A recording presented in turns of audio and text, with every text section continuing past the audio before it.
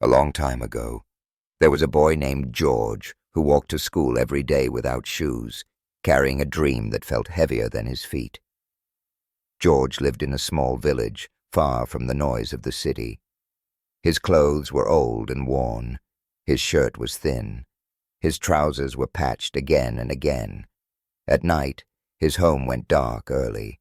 There was no steady light, only shadows on the walls. Every morning, George walked 5 kilometers to school. The road was dry and rough. Small stones pressed into his skin. Dust clung to his legs. Some days, his feet bled. But he walked anyway.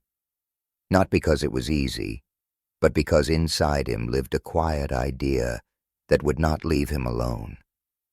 George wanted to be an inventor, not for fame, not for praise.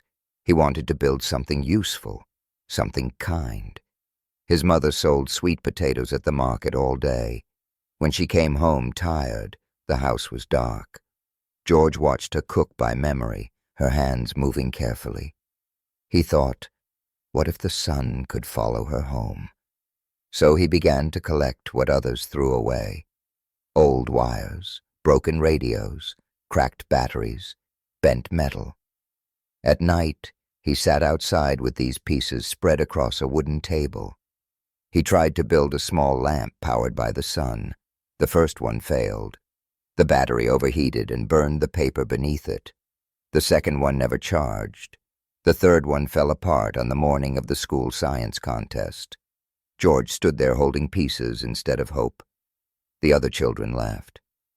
"You should sell sweet potatoes like your mother," one boy said. "You will never make anything," another added. George felt the words sink into him. His throat tightened. He wanted to disappear. But something steadier than pride kept him there. He did not run. He did not throw the pieces away. That night, he went to the butcher and asked for old newspapers. He read about inventors who failed many times before one small success. He wrote notes in an old notebook with missing pages. Then he walked to the edge of the village to see an old man who repaired wires and fans. The man watched George's hands as he talked. "You want to learn?" the man said. George nodded. "I want to help my mother." The old man smiled gently. "Then don't stop." George kept building. He used scrap metal from broken fans. His hands were always dark with grease. His stomach was often empty. His eyes were tired, but inside him was a quiet fire that did not burn out. Then one day the teacher made an announcement. A wealthy merchant was coming to the school.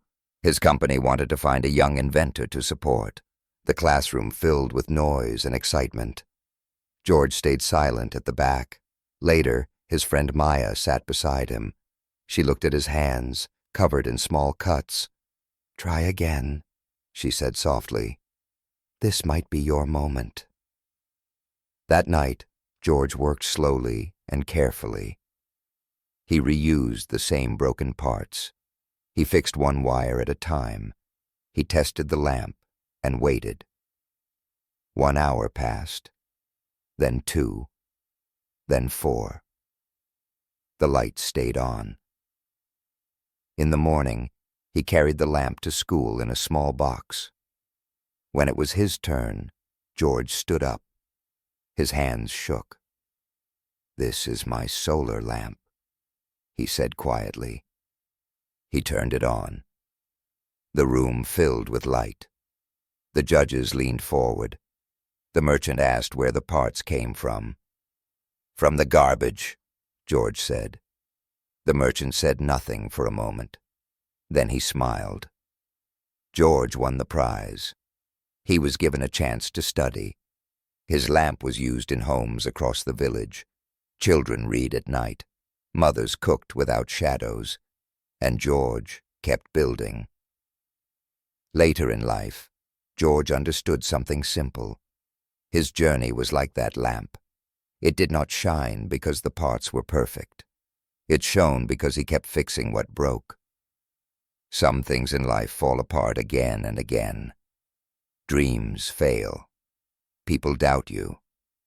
But when you choose to rebuild instead of quit, even broken pieces can learn to hold light. And sometimes that is enough to change everything.